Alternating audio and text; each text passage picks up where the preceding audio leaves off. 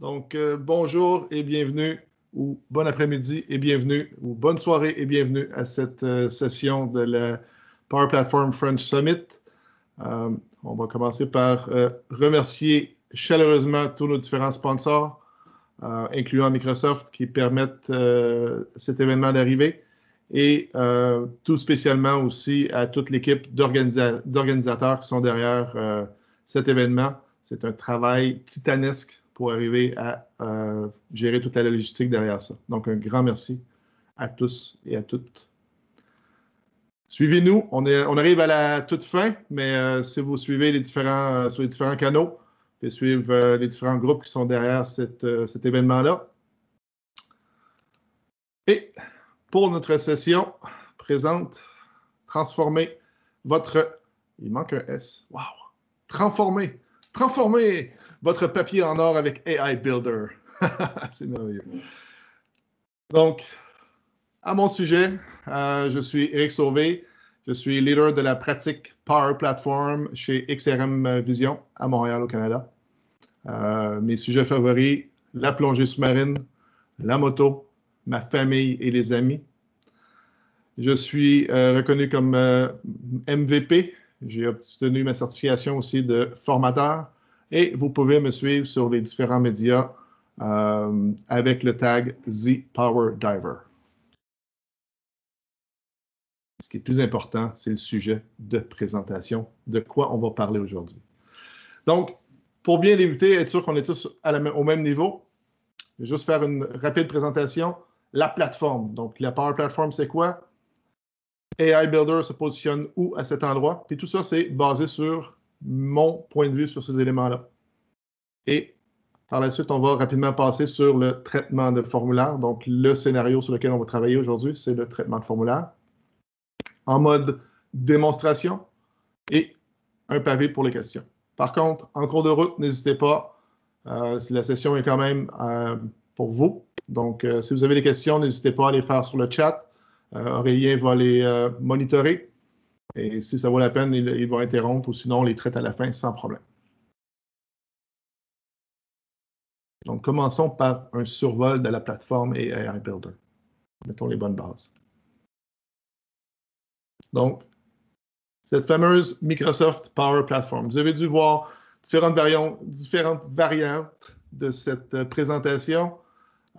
Pour moi, ce qui est important derrière celle-ci, c'est vraiment une notion d'avoir de bons piliers, de bons outils qui nous permettent de résoudre des solutions, résoudre des problèmes pour différents types d'utilisateurs, toujours dans un axe low code, no code, mais malgré tout, il y a toujours des moyens de s'en sortir. Donc, quand on fait face à une limitation, que ce soit au travers d'une app construite dans Power Apps, un flow dans Power Automate ou même les bots dans Power Virtual Agent et tout, on a toujours des moyens de s'en sortir avec des développeurs, d'autres éléments d'axe. Donc, on peut aller sur Azure, on peut aller beaucoup plus loin que ce que la plateforme nous offre au départ. Mais on est aussi sur une base qui s'appelle maintenant Dataverse, une base qui est solide et qui a tous les éléments de sécurité, de résilience, d'élasticité nécessaires pour des applications autant petites que de grandes entreprises. Et un des services qui est disponible sous ça, c'est AI Builder, celui sur lequel on va se concentrer dans cette session-ci. Pour moi, l'essence de la Power Platform, c'est ça. C'est d'avoir des gens qui ne sont pas traditionnellement en TI, même s'ils portent un chandail Windows XP. Donc, même s'ils ne sont pas traditionnellement en TI, qui sont en mesure d'avoir du succès en résolvant des problématiques auxquelles ils font face. Créer des applications, créer des bots, créer des dashboards, créer des flux automatisés, tout ça de façon simple et d'avoir du succès à l'intérieur de leur entreprise. Si on va du côté des AI Builder. Pourquoi cet outil-là est arrivé en place et pourquoi ce service-là a été mis en place dans la plateforme?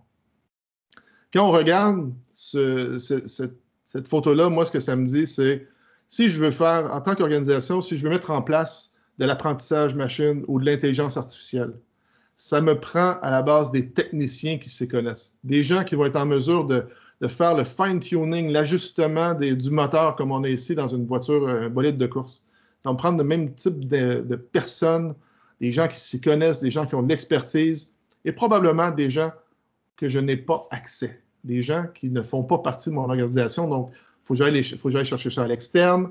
Ça peut être difficile à avoir. Donc, souvent, va faire que je n'aurai pas accès à des fonctionnalités d'intelligence artificielle ou d'apprentissage machine dans mon organisation.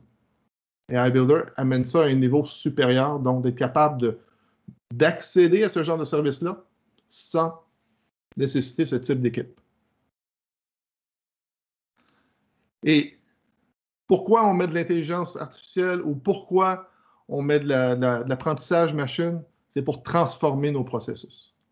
Passer de processus qui sont traditionnels, passer dans des processus qui sont de la manipulation papier, de la rédaction sur des papiers, vers un monde digital. Donc, d'être capable d'éliminer des portions qu'on fait traditionnellement à la main pour arriver à se concentrer et à devenir beaucoup plus proactif.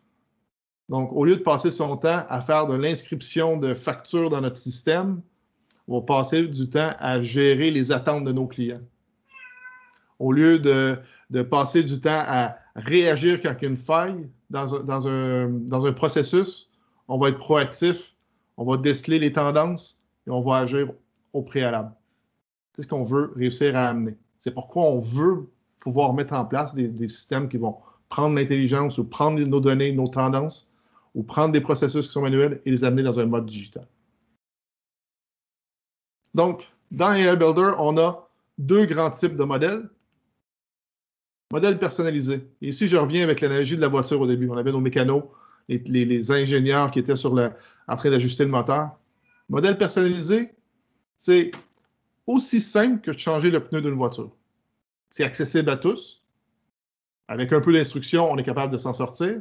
On va se salir les mains, oui, ça va être un petit peu de travail, mais c'est accessible. Je suis en mesure de changer un pneu et je ne suis pas un mécanicien. Donc, c'est un peu la façon de voir qu'est-ce qu'un modèle personnalisé dans AI Builder. Il va être basé sur quoi? Ça va être basé sur des données historiques. Donc, on doit avoir une histoire pour entraîner le modèle. Donc, on doit avoir soit les tendances de vente, on va avoir les tendances de succès dans un processus, on va avoir un historique de factures qu'on veut reconnaître. On a besoin de données historiques pour faire un entraînement de notre modèle. Et tout ça est généralement mis en place au travers de CDS, Dataverse. C'est le gag de la semaine. Donc, c'est un des types de modèles. Le modèle suivant, ce qu'on appelle les modèles préconstruits, les modèles prêts à l'utilisation, c'est pareil comme embarquer dans une bagnole, la démarrer et partir. Donc, on embarque en voiture et on part. On n'a pas besoin de préparer quoi que ce soit. On y va, c'est prêt à l'utilisation dès maintenant.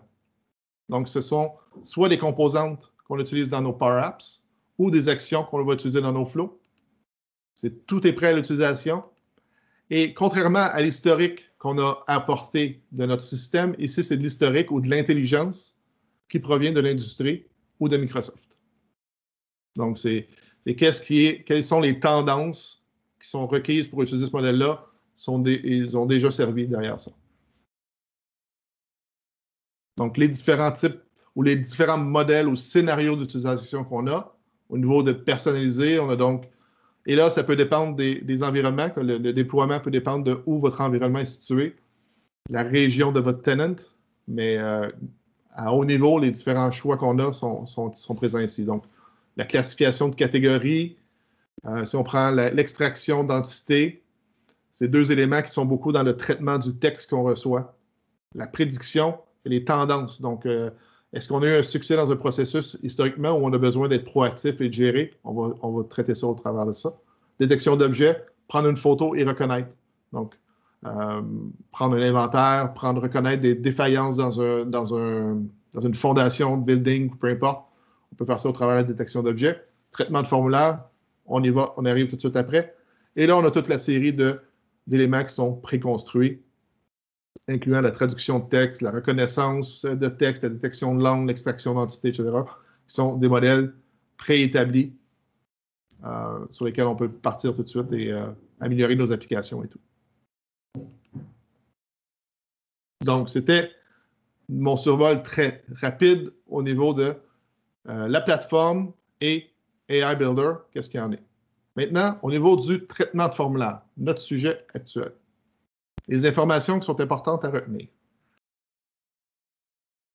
Il faut travailler avec des documents qui sont similaires. Donc, ce qu'on parle ici, c'est par exemple des bons de commande. Donc, pour notre organisation, on traite des bons de commande, on traite des factures, des devis, des rapports d'inspection. On traite le même type d'informations. Donc, je vais créer un modèle qui traite le même type d'informations. Des formulaires qu'on reçoit soit électroniquement ou sur papier et qu'on a digitalisé. Mais ce qu'on veut faire, c'est prendre l'information de ce document non structuré-là et l'amener vers notre base de données, vers notre système, avec ces données qui ont été traitées là. Il faut que ce soit des éléments qui sont, des documents qui sont similaires. Ça requiert un entraînement. On parlait un petit peu plus tôt, ce sont des modèles qui sont personnalisés, donc on a besoin d'un entraînement. Pour l'entraînement des formulaires, ça nous en prend au moins 5 documents par collection. Collection, c'est quoi? C'est différents types. Donc, à l'intérieur d'un modèle, supposons que je traite des factures. Je peux avoir les factures d'un fournisseur X, les factures de fournisseur Y, des factures de différents fournisseurs vont souvent avoir différents formats, différents styles, comment ils sont structurés. Donc, je vais les regrouper, ceux qui sont similaires, en collections. Les types de fichiers qui peuvent être traités, des fichiers en images, JPEG, PNG ou PDF. On parle d'un maximum, pour l'entraînement ici, on parle d'un maximum de 50 mégaoctets ou 50 mégabytes ou 500 pages au total. Et comme je parlais, les collections, c'est des documents ayant la même disposition ou le même type de présentation. Donc, je pourrais avoir des formulaires de 2 ou 3 fournisseurs différents, mais ils utilisent tous, par exemple, Simple Comptable et ils produisent tous le même format de facture. Je pourrais les regrouper ensemble. C'est juste que la disposition doit être la même. Comment on utilise le résultat du modèle qui a été publié? Soit dans les donc on va avoir à l'ajout d'un composant interactif, d'un component, dans notre application, ou dans les flows, donc avec une action spécifique qui va être propre, où on va choisir le modèle, on peut choisir le type de formulaire et le formulaire qu'on va traiter, donc on va injecter ça dans notre processus et ça va y aller. Donc, c'est les bases qu'on a besoin pour travailler avec le traitement de formulaire. Le processus, qu'est-ce qu'on fait? Comment on traite ça? Comment on travaille avec ça? Première étape, on va faire l'ajout des documents, les classer par collection. Donc, on prend les documents qui sont similaires, on les injecte et on les classe par collection. De là, on va faire l'ajout des balises et l'entraînement du modèle. Donc, dans le formulaire en question, où sont les informations qu'on a besoin? La date, le montant, le fournisseur, etc. Donc, on va définir, on va avoir les exemples des documents, on va définir où sont ces éléments-là. Donc, on va l'entraîner et on va entraîner le modèle. Et de là, une fois qu'on a terminé, on publie le modèle en question, donc on le rend disponible et on l'utilise dans nos applications ou nos flows. Quelles sont les bonnes pratiques derrière ça? Comment on peut avoir du succès? Parce que lorsqu'on entraîne, c'est comme si on fait un entraînement personnel, on peut avoir du succès ou de l'insuccès selon comment on s'y prend. Donc, pour le traitement de formulaire AI Builder, quelles sont les bonnes pratiques?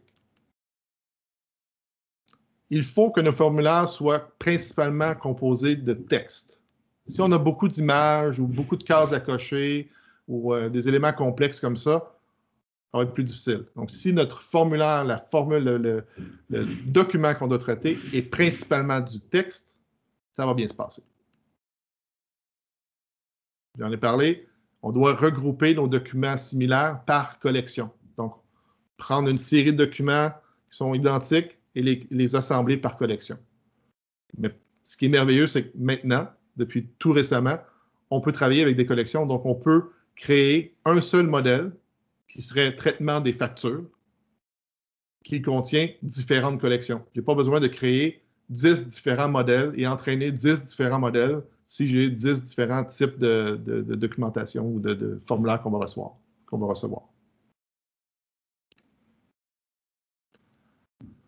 Un document par fichier. Donc, les fameux fichiers qui sont générés que je vais utiliser pour entraîner, ça nous en prend un. Donc, une facture par fichier ou un bon de commande par fichier. Ils peuvent avoir plusieurs pages, mais ça doit être un seul document par fichier, sinon ça ne fonctionnera pas. Ça nous prend des documents qui sont quand même relativement simples à interpréter. Si on a des tableaux imbriqués, puis toutes sortes d'éléments tabulaires et dynamiques, beaucoup de différences entre un document et l'autre, le système va avoir de la difficulté aujourd'hui à traiter ça. Voilà pour nos bonnes pratiques. Démonstration. Donc, c'est là. Donc, je pense que j'étais assez concis, mais fait le survol. On va aller dans la démonstration, donc dans le vrai travail, comment on fait ça. Donc, sous notre plateforme de Power Apps, il y a une section AI Builder qui est disponible ici. Donc, je suis dans ma plateforme, make.powerapps.com. J'ai ma plateforme ici, j'ai une section AI Builder. Donc, on voit ici les différents scénarios sur lesquels on peut travailler, soit directement, soit ceux qu'on doit entraîner. Donc, dans notre cas actuel, on va aller avec le traitement de formulaire. Oui, tout à fait, Nicolas, ça manquait la fonctionnalité de collection. Donc, on va créer un modèle, on va lui donner live démo. Voyons. On va lui donner un nom. On va créer notre modèle. Et de là, ce qu'on va faire, c'est qu'on va lui donner notre historique. On va lui donner l'information qu'on... premièrement, on va donner l'information qu'on veut capter. Qu'est-ce qu'on veut aller chercher? Donc, dans les formulaires en question, par exemple, ici, j'aurai le fournisseur. Donc, le nom du fournisseur. J'aurai la date. Je vais traiter des factures. Donc, j'ai le fournisseur, j'ai la date et le montant. Et là, on pourra en créer beaucoup plus, là, mais on va y aller de façon simple pour la démo. Je vais chercher 3 informations principales de la facture que je vais recevoir et je vais pouvoir faire automatiser le processus par la suite. Donc, j'ai défini l'information que je vais aller rechercher dans ces formulaires-là. Et de là, je vais créer des collections. On va en faire une première qui est Vidéotron, un de mes fournisseurs de télécom. Et je vais ajouter les documents en question. Et là, je peux aller les chercher sur SharePoint, sur Azure. Là, je vais aller les chercher dans un répertoire que j'ai. Donc, différentes factures. Je prends les différents documents. Je les ajoute dans cette collection. Paf, paf, paf. Oui, ça va. Charger les documents. Donc, il va les envoyer dans notre Dataverse pour les stocker. Voilà. Et je vais ajouter une autre collection, juste pour montrer justement le fait que je peux avoir différents types de fournisseurs, mais c'est des factures que je traite. Donc,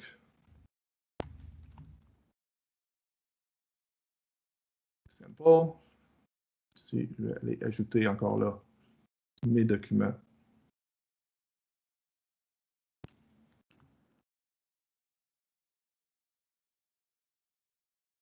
On cherche 5 documents. Donc, ici, j'y vais avec 5-6 documents pour faire le test, mais c'est comme toute chose, plus on en donne, plus on donne d'historique, plus on donne d'informations, plus le modèle devrait être performant. Okay? Si on se limite à 5, peut-être que des fois, il va y avoir des erreurs dans le traitement. Donc, plus on lui en donne d'historique, plus on se donne la peine de bien s'entraîner, de bien entraîner le modèle ou de bien s'entraîner, plus performant on va être par la suite. Ici, on va avec le minimum. Donc, de là, on va lancer l'analyse. Donc, l'analyse, qu'est-ce que ça fait? C'est le AI Builder va prendre les différents documents qui ont été soumis, va effectuer de la reconnaissance de texte. Donc, va prendre l'information, va faire de l'OCR ou reconnaissance de texte, va prendre l'information et traduire ça dans du texte que lui est capable d'interpréter. Et de là, on va commencer à déterminer aussi des balises, des sections de texte qui vont ensemble. Donc, qu'est-ce qui est des portions de texte qui sont regroupées ensemble pour nous permettre de d'aller définir nos balises ou l'information qu'on a besoin. Donc, selon la période, ça peut prendre plus ou moins de temps. Donc ici, on va prendre l'hypothèse qu'on a moins de temps. On va aller tout de suite à l'étape de l'analyse qui est effectuée. Donc, ici, je suis à une étape où les deux collections ont été analysées et on est à l'étape où on doit aller effectuer la mise en place des balises. Donc, évidemment, Demo God is with me. Error loading PDF. Bravo. Bon, OK. Donc, on est à l'étape où on va définir les balises. Il devrait finir qu'à apparaître. Et voilà. Probablement que le système est occupé en arrière. Donc, j'ai ici une facture du fournisseur en question, Vidéotron. Et là, je vais arriver, je vais dire, OK, ici, j'ai une section de texte. Elle a été reconnue. C'est une section différente, elle a été reconnue. Je vais dire, ça, c'est le fournisseur. Ici, j'ai ma date. Et là, je peux choisir moi-même l'espace dans lequel je vais prendre le texte. Donc, je prends ici la date. Je vais dire, ça, c'est la date. Et ici, en bas, j'ai le montant. Donc, j'ai mes trois informations présentes dans ce premier document-là. Donc, ici, c'est sélectionné, c'est confirmé, je l'ai bien fait. Je passe au suivant.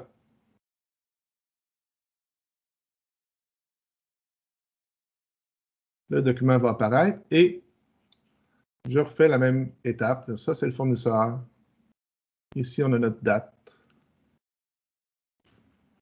Et ici, on a le montant. Et je passe au suivant. Donc, je vais le faire pour chacun des documents.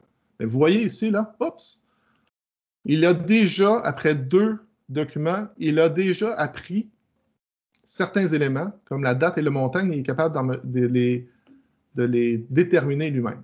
Donc, je vais confirmer le fournisseur.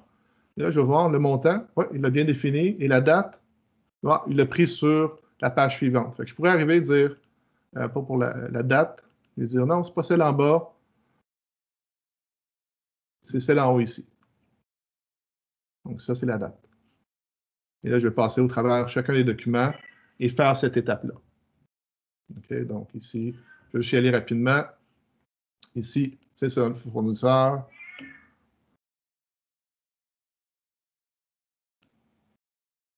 On le fait chacun des éléments. Donc, on le ferait pour tout un chacun.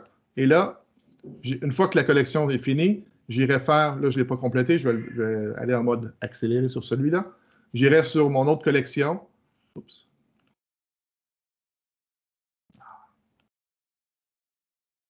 J'irai sur mon autre collection et faire le même exercice au travers cette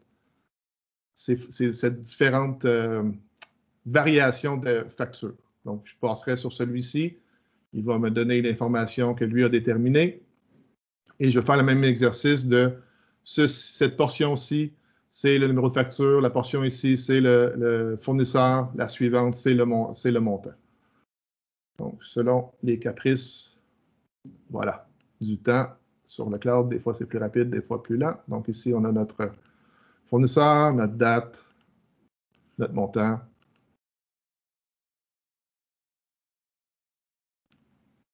Fournisseur, le montant, et ainsi de suite. Donc, je le fais pour chacun des éléments, pour chacune des collections. Et par la suite, je vais indiquer à mon système de s'entraîner. Donc, je vais juste les faire rapidement ici aussi. Montrer la dernière étape et de lancer l'entraînement.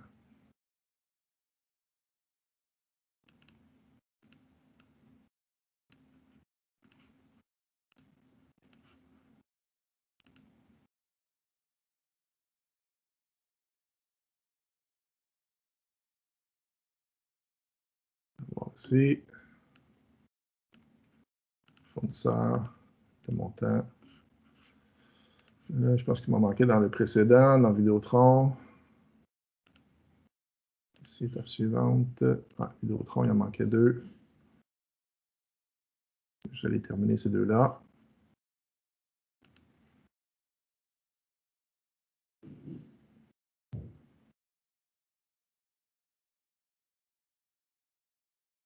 Si la solution a un doute, l'utilisateur final ou l'administrateur a-t-il moyen de corriger le bon champ? Donc, ce qu'il faudrait faire dans ce cas-là, Nicolas, c'est retourner dans le modèle et on peut réeffectuer l'entraînement et redéfinir nos balises correctement.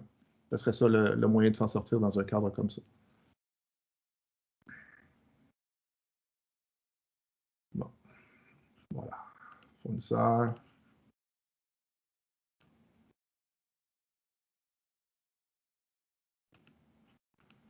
Fournisseur.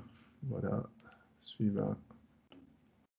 Donc, j'ai terminé mon modèle et à la fin, ce que je vais lancer, c'est l'entraînement de celui-ci. Donc, j'ai défini mes balises, j'ai uploadé mes documents, j'ai défini mes balises, l'information que je voulais capter, et de là, je vais lancer l'entraînement du modèle.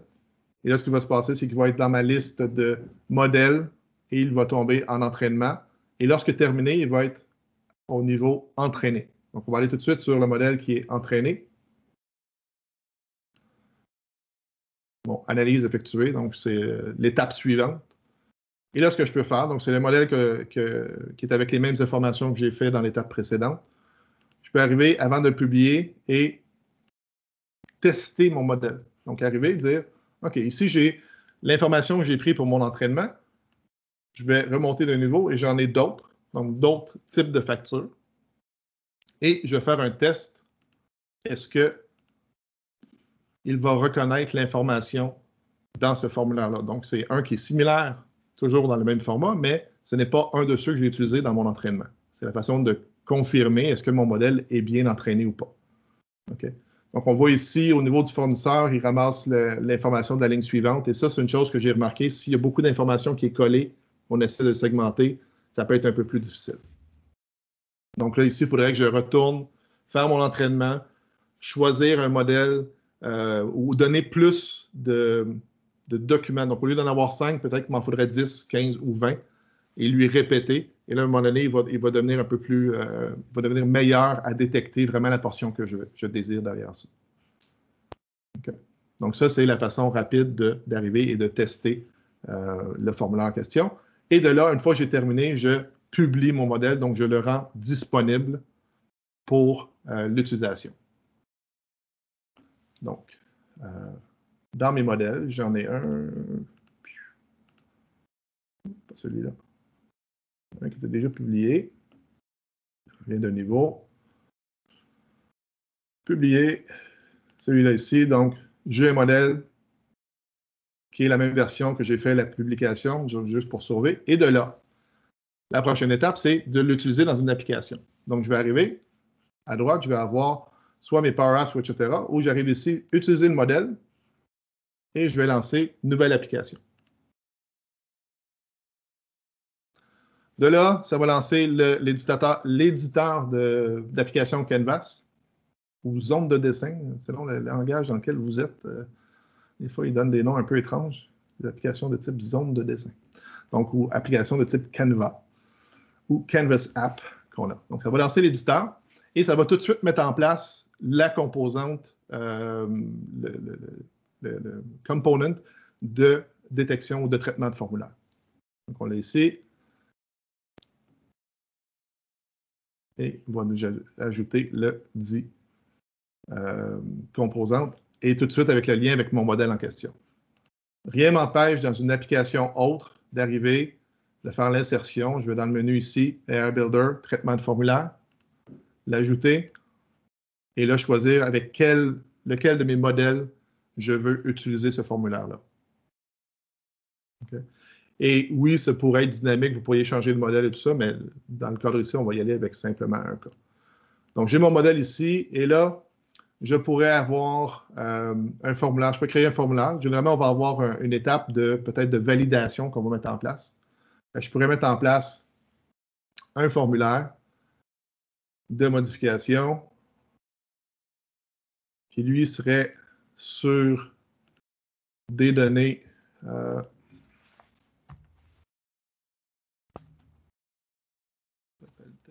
c'était je l'ai fait ici, on est avec les données. FFPS. J'étais avec PPFS. Donc,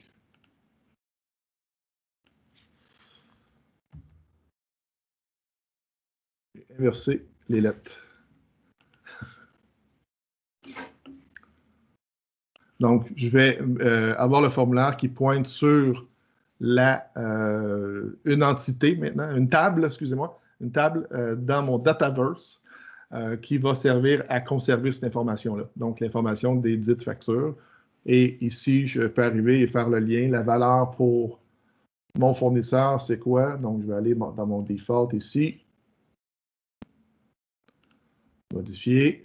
Et là, je vais dire, c'est mon form processor.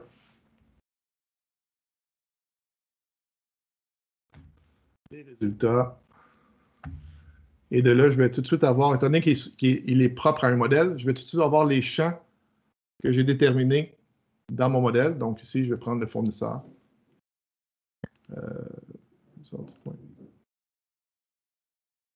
Fournisseur. Point value. Donc, je peux arriver avec ça. Faire la même chose pour la date. Donc, mon default ici. Je vais déverrouiller ça.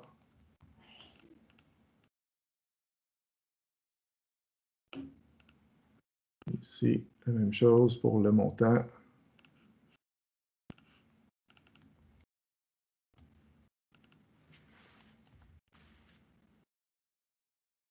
Voilà. Et ce que je vais faire ici, c'est quand je change sur le unchange de mon formulaire ici, je vais mettre du composant. Donc, quand j'ai choisi un document, je vais mettre mon formulaire du bas en mode New Form et en bas, je vais mettre un bouton pour sauvegarder le tout.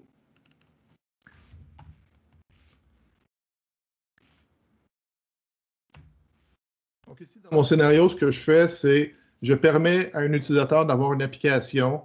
Puis ça pourrait être, par exemple, quelqu'un qui est sur la route, qui a une facture ou un bon de commande. Il va être en mesure de prendre une photo de la dite facture ou bon de commande et mettre à jour notre système automatiquement.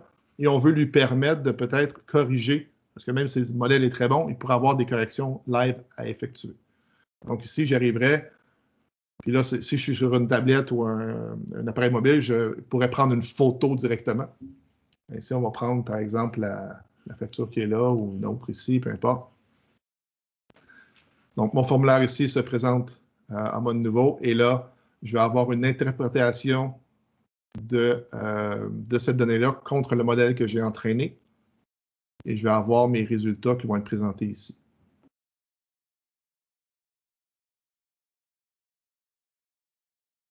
On va voir ça. Voilà. Donc, on est ici, c'est Vidéotron, facture du 24 avril, 519. Et là, je pourrais zoomer. Je peux aller zoomer sur la facture et voir le montant. Est-ce que c'est vraiment bon? La date, etc. Est-ce que c'est vraiment la bonne date et tout ça? Et je pourrais arriver ici, faire une correction. Non, c'est 24 avril 2021 et sauvegarder le tout dans ma base de données. Et oui, c'est en mesure de reconnaître l'écriture manuscrite. Donc, petite application rapidement faite comme ça, avec vous devant vous comme ça. Et on pourrait aussi arriver puis avoir une application un peu plus... voyons. Je l'ai plus. Ah, celle-là.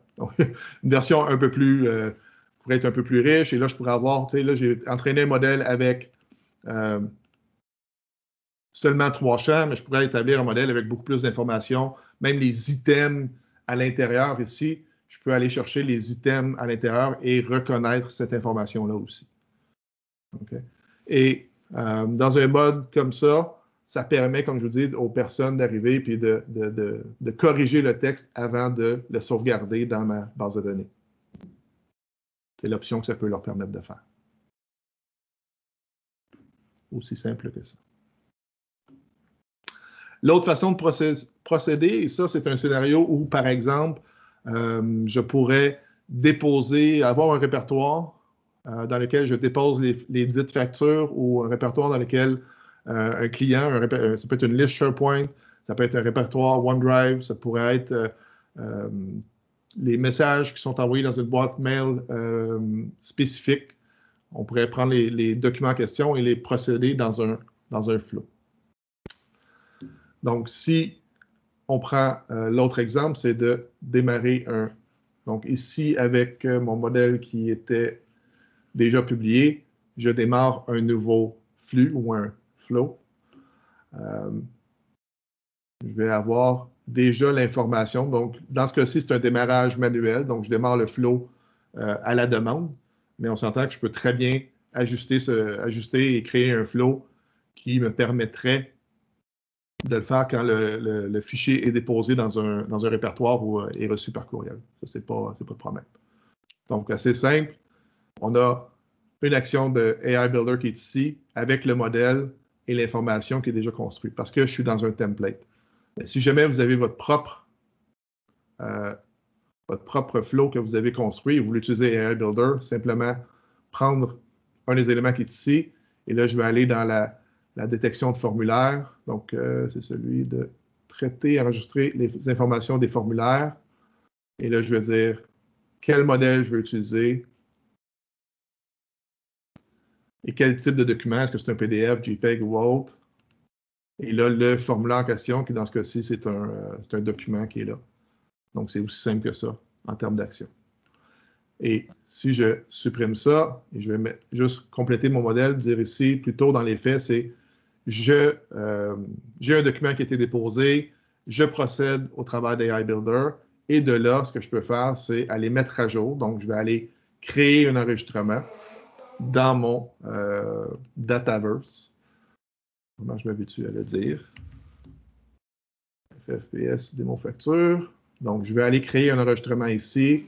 Je vais lui donner le name. On va mettre le fournisseur et la date.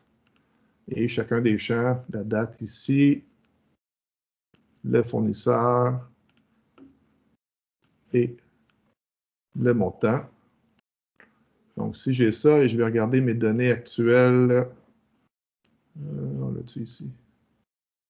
Donc, ici, si je rafraîchis mes données, j'ai une ligne présentement. Donc, si j'ai mon flow, je l'exécute. Tu as deux questions là. Oui. Tu as deux petites secondes. Oui. Donc, dans les exemples, on fait du zonage jaune avec coordonnées XY. AI Builder fait que si les données ne sont pas au même endroit, ça fonctionne quand même.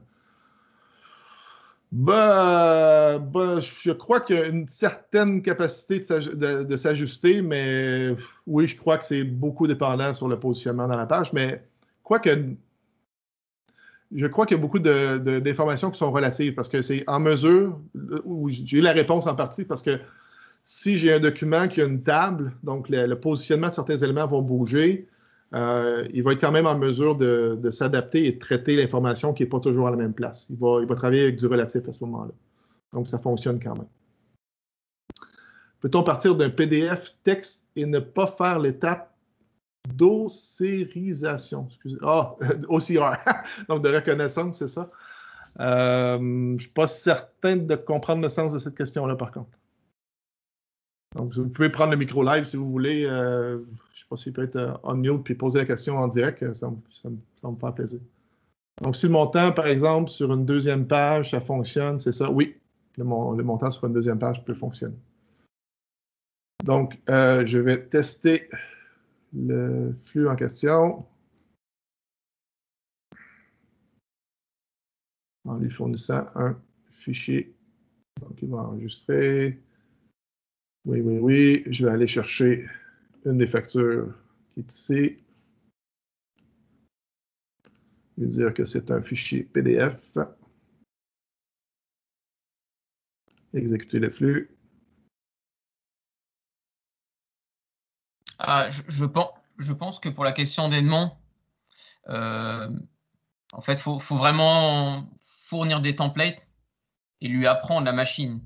Ah oui, tout à fait. C'est pour ça que c'est un modèle, ce qu'on parlait tantôt, c'est un modèle personnalisé. Donc, il faut avoir des données historiques. Il faut lui donner des exemples pour pouvoir l'entraîner. Oui.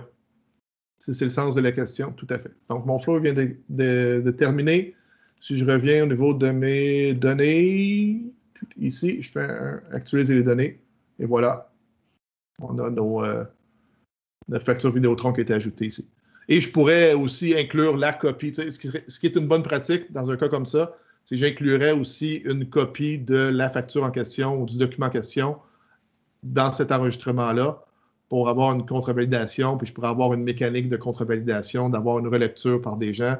Si c'est un nouveau modèle puis je n'ai pas trop confiance pour être certain qu'il est performant, et si je devrais le réentraîner, ben, je peux mettre une mécanique qui permet de faire un peu une contre-validation avant de soumettre finalement la facture en question.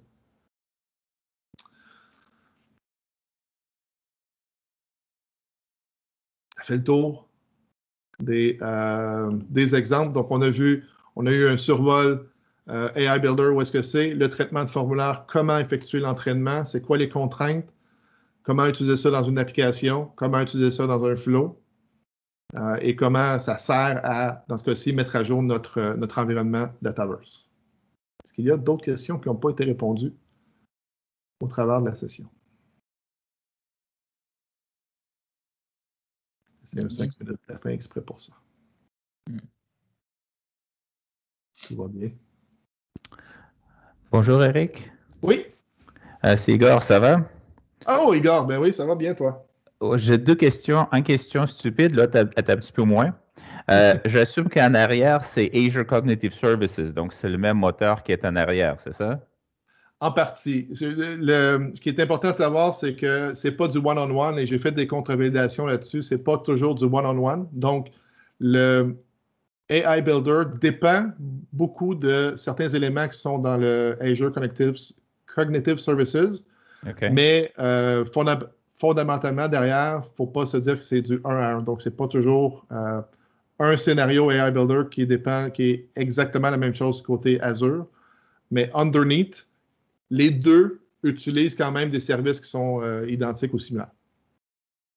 OK. J'espère que je ne t'ai pas perdu, là. Mais, non, tu ne m'as pas perdu. Donc, tu es en train de dire que les algorithmes peuvent être légèrement différents. Ils peuvent être légèrement différents. Okay. Mais normalement, ça va être quand même soit le même ou très similaire. OK. Puis au niveau des prix, c'est quand même pas mal plus cher que Cognitive Services, c'est ça? Ben, oui, on s'entend. Puis ça, il y a un calculateur qui est disponible. Je vais juste le ressortir. Je devrais l'avoir pas trop loin. Il y a un calculateur. Je pense que je l'ai mis. Ah oui, je l'ai mis dans mes liens ici, il me semble. Calculator, ici. Donc, je vais directement calculer dessus. Et oui, c'est un genre c'est un capacity add-on qui,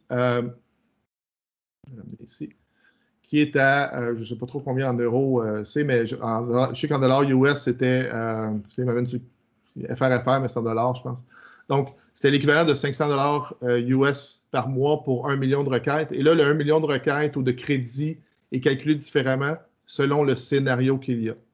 Okay. Et oui, je suis d'accord avec toi, si on y va à la pièce, donc à l'item, et je mets en place un service qui utilise Azure Cognitive Services, ça va être moins dispendieux avec Azure. Mais le processus d'entraînement, le processus de mise en place, on revient à un élément où on a besoin de techniciens qui sont beaucoup plus... que je n'ai peut-être pas accès dans mon organisation. Ouais, mais si tu fais ça pour un secrétaire qui ne doit pas taper les factures à la main, 500 $, ça se rentabilise assez rapidement quand même. Voilà. Exactement. Merci. Plaisir. Pourra-t-on avoir... Oui, tout à fait, Nicolas. Donc, la question de documents. Donc, si vous allez... Le lien, je pense qu'il a déjà été soumis, mais sinon, si vous allez sur mon GitHub, je viens de le remettre. Toutes les présentations sont là. Et Aurélien vient de mettre le lien vers la présentation en question.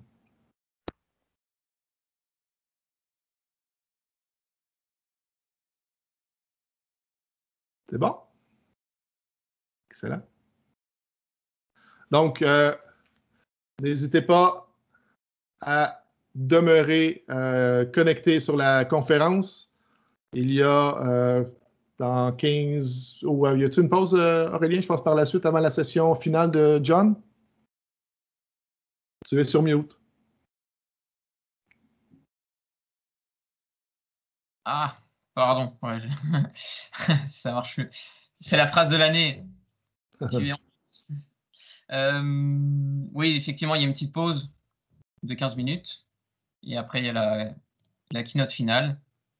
Et après aussi, après la keynote finale, restez, hein, parce que du coup, on fera un meeting improvisé juste après la keynote pour dire au revoir avec tout le monde et pour annoncer les vainqueurs du quiz aussi. Voilà. Donc, oui. L'autre lien, je ne sais pas pourquoi le premier n'a pas fonctionné, là, mais je pense que c'était la précédente, parce qu'il y a eu une deuxième version. Mais si vous allez sur le GitHub, vous devriez pouvoir l'accéder. C'est la PPFS. Donc, sur le GitHub, là, elle est ici. Là. Ouais. Merci.